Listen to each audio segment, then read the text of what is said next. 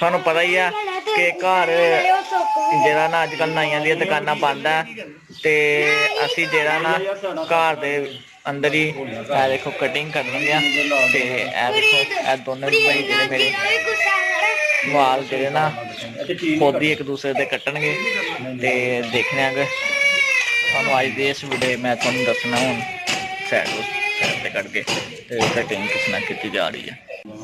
ਇਹ ਦੇਖੋ ਜੀ ਕਟਿੰਗ ਜਿਹੜੀ ਆ ਨਾ ਘਰ ਬਹਿ ਗਈ ਹੋ ਰਹੀ ਆ, ਤੁਸੀਂ ਵੇਖ ਸਕਦੇ ਹੋ ਸਟਾਰਟ ਹੋ ਗਈ ਆ। ਆ ਦੇਖੋ ਜਿਹਨਾਂ ਨੇ ਲਾਕਡਾਊਨ ਹੈ ਕੀ ਕਰੀਏ, ਜਿੰਨ ਬਣ ਜੀਏ ਇੰਨੇ ਦੇ ਲਾਗੇ ਸਾਨੂੰ ਕੋਈ ਬਣਦਾ ਹੀ ਨਹੀਂ। ਉਹਨਾਂ ਨੇ ਛਡਾਈ ਆ, ਮੰਗਣ ਵਾਲੇ ਆ ਗਏ ਆ, ਕਟਾਣੇ ਨਹੀਂ ਤੇ ਜਿੰਨ ਕਟਾਣੇ ਆ ਤੇ ਆਇਓ ਫਿਰ ਪੁੱਠੇ ਸਿੱਧੇ ਹੀ ਕੱਟਦਾ ਜੇ ਸਾਡਾ ਨਾ ਜੀ। ਫਿਰ ਨਾ ਆਖਿਓ ਕਿ ਜਿੰਨ ਤੋਂ ਜਿਹੜਾ ਨਾ ਹੋਰ ਹੀ ਕੁਛ ਬਣਾ ਦਿੱਤਾ ਤੁਹਾਨੂੰ।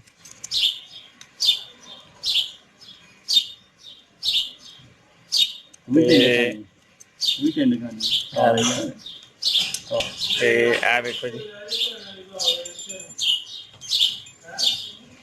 ਸੈਟਿੰਗ ਕੀਤੀ ਜਾ ਰਹੀ ਹੈ।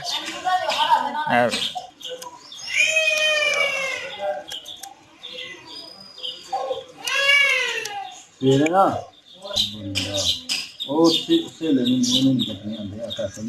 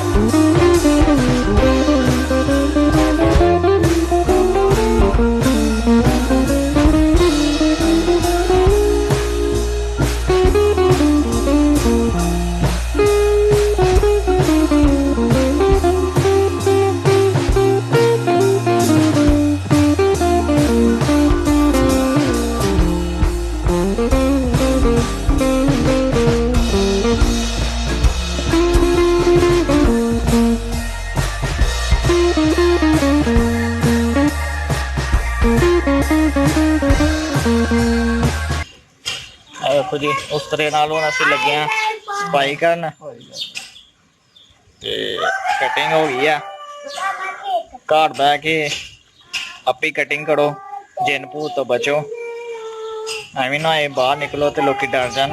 घर बह के आपस च टिंडा करो या वाल कटिंग करो, जा सीखो हुनर दा हुनर नाले जा सीखो नाले अपने बच्चे बुढ़िया दे पार्लर बंद ने उन्होंने दाढ़ी मुछ चुक गई है।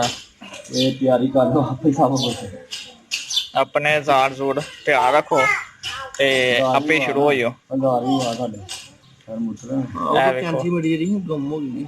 ए कैंची है बाद तारा भी निकल लगी हुंदी ते ए कंगा लियांदी है ए शावर आ मैं जरूर मनिया ए ब्लेड ध्यान दी उन मार है।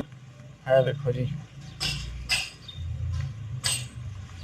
उस तरह नाल सफाई की जा रही है और किने ना कर देंगे ते कटिंग भी देखो माशाल्लाह घर ही देख लो जी। भूत जेडे ना बनन तो बच गए हैं। तुसी भी घर ट्राई करो, लेकिन आया उस तरह नाल अख्तियार नाल मशीन लै लो शेविंग वाली कि टिंडा टुंडा करके ट्राइयां ट्रुइयां मारो।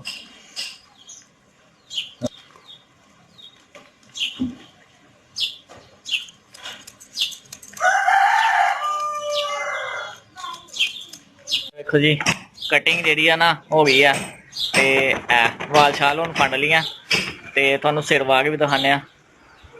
देखो जी यारो आप भी कराओ, ये तो बड़ा बड़ा दाढ़ी हो जाएगा, बाल हो जाएगा। ऐसे देखो अच्छा लग रहा है ना, बाल भी है पप देखो हमारा।